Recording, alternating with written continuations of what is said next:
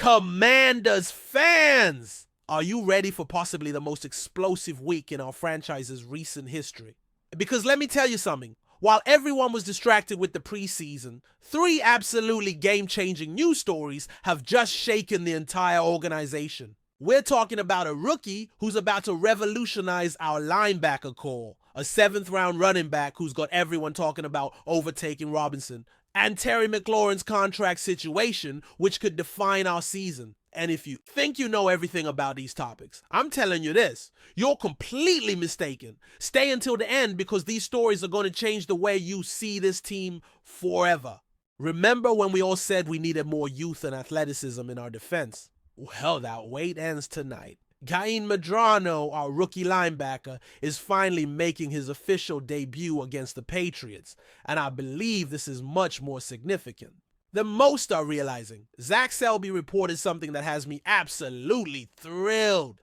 The game is starting to slow down for Medrano, and that's resulted in him putting together a series of good practices. When I hear that, I immediately think of Bobby Wagner in his early years in Seattle or Ray Lewis when he began to dominate the field. Do you know what it means when a rookie says the game is slowing down? It means they're processing information at NFL speed, something many rookies don't achieve until well into the season, if at all. But here's what's really interesting, and this is what has me convinced we are seeing something special. Selby also reported that Medrano has done a good job positioning himself to make plays. This has been particularly true in coverage, where he's used his athleticism to keep up with receivers in man-to-man situations and jump routes to break up passes. Do you understand the magnitude of what this means? A rookie linebacker standing out in coverage in August is not normal. Most rookie linebackers struggle with the transition from college to the professional level precisely because coverage is the hardest part to master. The fact that Medrano is not only competing but excelling in this area tells me we have someone with a ceiling much higher than anyone anticipated. But here's the part that really excites me.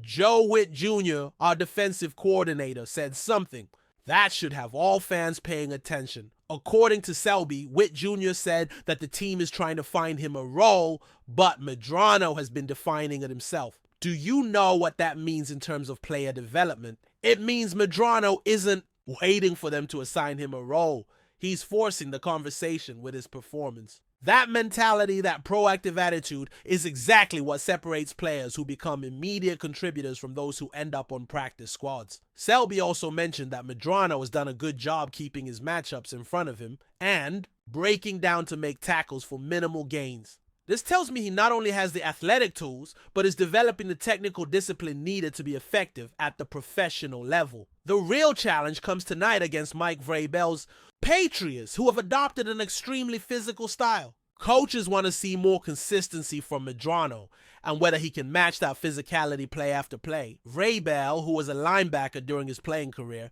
knows exactly how to attack a rookie linebacker. He's going to put Medrano in difficult situations, testing his mental preparation and physical endurance. But here's my point, and this is crucial. If Medrano can stay competitive against an offense that will specifically try to expose him, it would confirm that this kid is ready to contribute much earlier than expected. Selby reported Medrano also needs to show he can turn some of those past breakups he's had during recent practices into turnovers, and that is exactly the difference between an average player and a game changer. Breakups are good, but turnovers change games. And you know why this excites me more than usual? Because Medrano is going to be learning from 2 Hall of Famers, Von Miller and Bobby Wagner. Imagine having direct access to Miller, who's dominated pass rush for over a decade, and Wagner, who's possibly the most cerebral linebacker of his generation. Miller can teach Medrano how to read offensive intentions,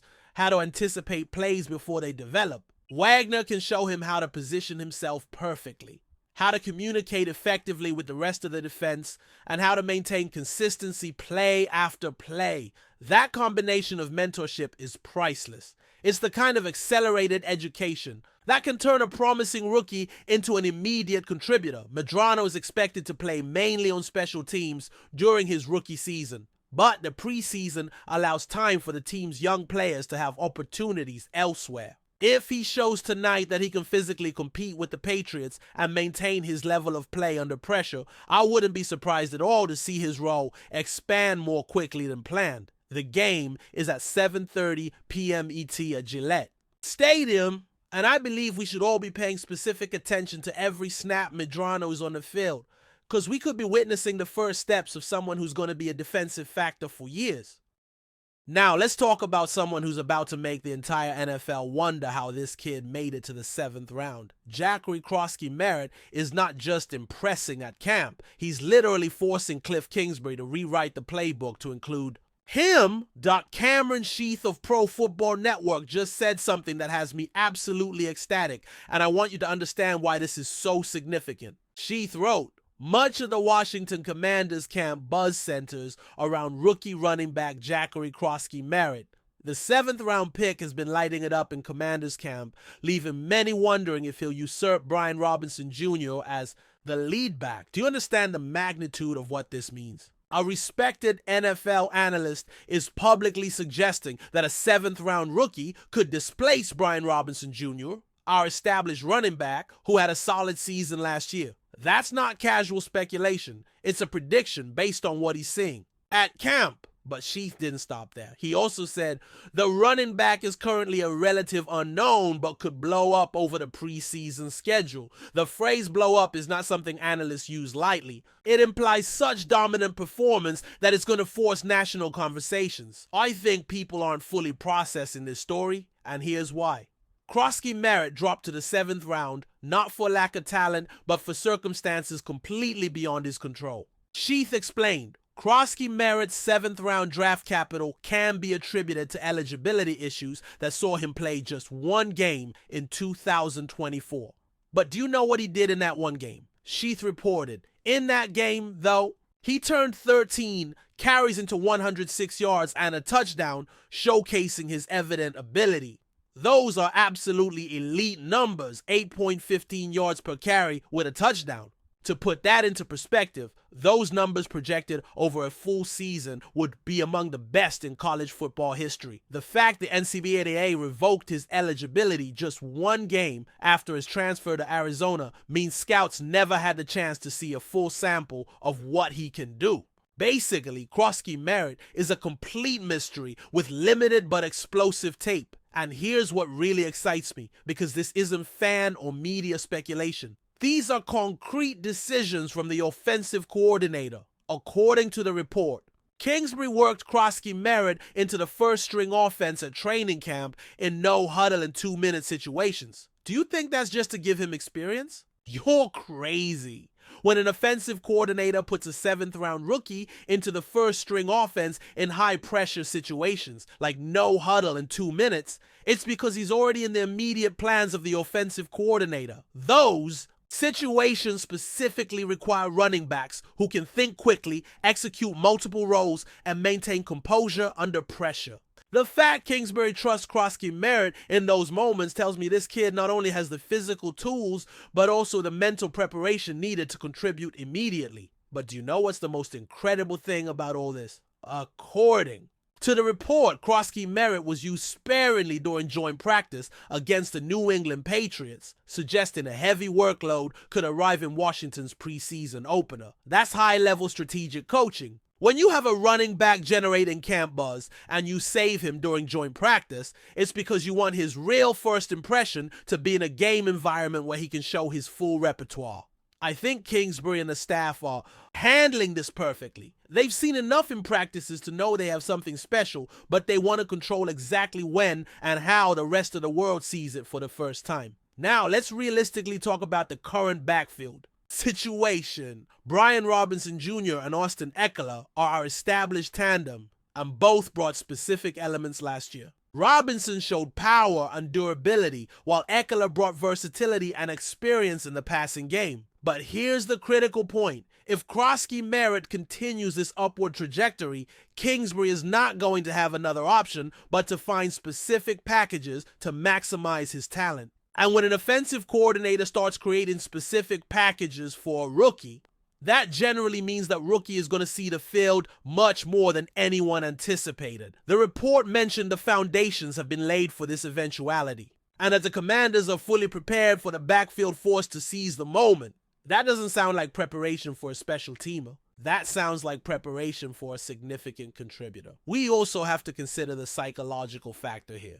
Krosky Merritt is highly motivated to make up for some lost time after essentially missing a whole season due to eligibility issues. That motivation, combined with the chip on his shoulder of being selected so late in the draft, can be an incredibly powerful motivator. Running backs who feel they have something to prove often exceed expectations, especially when they have the physical tools to back up that mentality. And if the numbers from that one game in Arizona indicate his potential, then we have someone with both the ability and the drive to make immediate noise. All eyes will be on Krosky Merritt when his number is called tonight. As Sheath said, don't be shocked if the draft afterthought continues his rapid ascent into a prominent role when it's all said and done. If he has the kind of explosive performance everyone is anticipating, he's not only going to change the conversation about our backfield, but is going to force the entire league to wonder how 31 teams allowed this talent to reach the 7th round.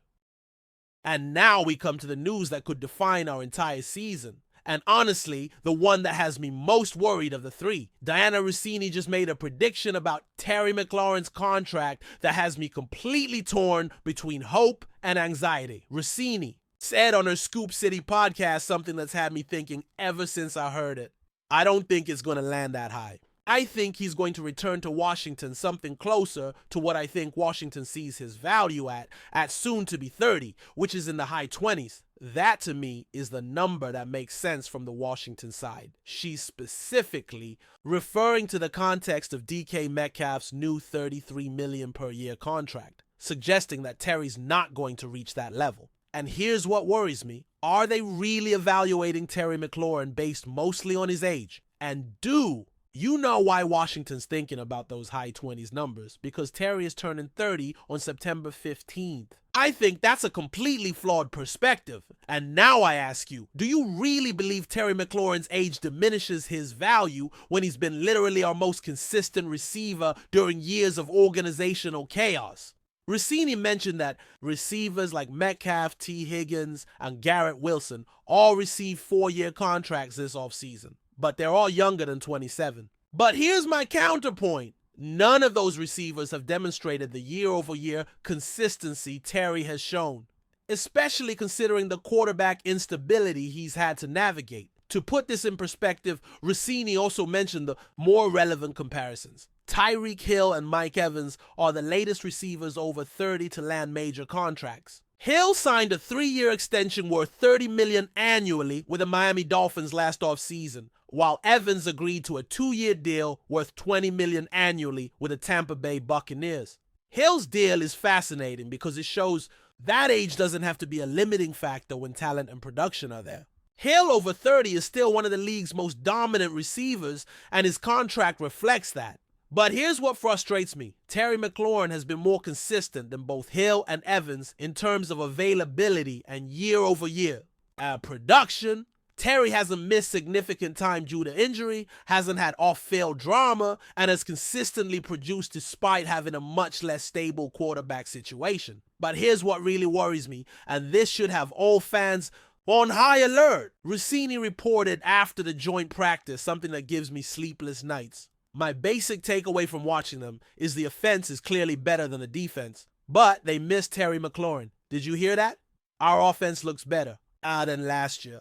We have new pieces, a new scheme, but his absence is immediately noticeable. That tells me Terry is not just another receiver who can be replaced. He's an essential piece of what this offense wants to be. And here's the part that has me losing sleep. If this contract dispute extends into the regular season, we'd be in serious trouble. Yes, we have Deebo Samuel after the trade, but as Rossini pointed out behind him, the next receivers in line are not reliable for consistent production on a week-to-week basis. But do you know what's most frustrating about all this? We have exactly 4 weeks to resolve this before our divisional game against the Giants in week 1. And if McLaurin is not on the field for that game, the entire dynamic of our offense changes dramatically. 4 weeks may seem like a long time, but in terms of complex contract negotiations, especially when there's a significant difference in valuation between the parties, it may not be enough. McLaurin has missed the first 4 days of training camp, and when he finally arrived, he was immediately placed on the physically unable to perform list due to an ankle injury. That combination of contract dispute and minor injury is exactly the kind of situation that can escalate if not carefully managed. And you know what else worries me? While Terry is out, other receivers have the opportunity to show what they can do. While that could be good for team depth, it could also give management a false sense of security about their leverage in negotiations. Here's my perspective on Terry McLaurin's true value and why I believe he deserves to be closer to Metcalf's. Dealed in the high 20s range, Rossini suggests. Terry's been our most productive receiver during years of total instability at the quarterback position. He's produced with Alex Smith, Taylor Heinicke, Carson Wentz, Sam Howell. That versatility and consistency are priceless. Moreover, Terry has never been a problem in the locker room, never created public drama, and has always handled the frustration of losing seasons with professionalism. That kind of leadership and character also has value. If we lose Terry McLaurin over a $3 to $5 million per year difference, that would be one of the most catastrophic decisions in this franchise's recent history. We'd not only lose our WR1, but also send a terrible message to the rest of the roster about how the organization values its star players. And here's what really scares me. If Terry leaves, who's going to be our veteran leader in the receiving corps? Deebo Samuel, who just got here? The young receivers still trying to establish themselves? Losing McLaurin wouldn't just be about stats and production, it'd be about losing the stability and leadership he brings to the entire offensive unit. So there you have it. Anticipated debut, imminent explosion, and critical negotiation. 3 situations that could completely redefine how we see this team in 2025. With Medrano, we're potentially witnessing the birth of a linebacker who could anchor our defense for years. His combination of athleticism, processing speed, and proactive mentality, all while learning from 2 Hall of Famers, is exactly the kind of development that can change a defensive unit. With Krosky Merritt, we have the classic underdog story that could become a historical draft steal. If predictions materialize and he really explodes during the preseason, we'd be witnessing one of those moments where a 7th round rookie forces his way into a significant role purely on merit. And with McLaurin, we have a situation that could determine whether this season is about building toward the future or about maximizing our current window. The difference between having Terry on the field versus not having him could be the difference between competing for a playoff spot and having another rebuilding year. Do you think Medrano will have the immediate impact we all hope for? Do you really think Krosky Merritt can usurp Robinson as the main RB? And do you agree that Terry deserves to be in the high 20s? Or do you think he should be closer to Metcalf's deal?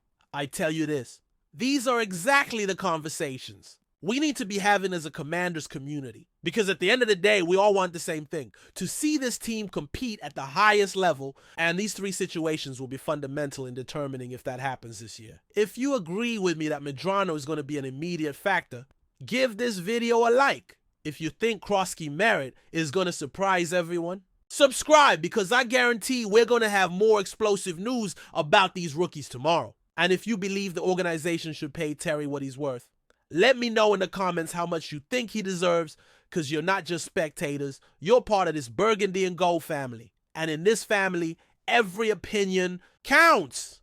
Every debate makes us stronger, and we're all united by the same passion. Go ahead and subscribe if you want to continue being part of these conversations that really matter. And remember, hail to the Redskins.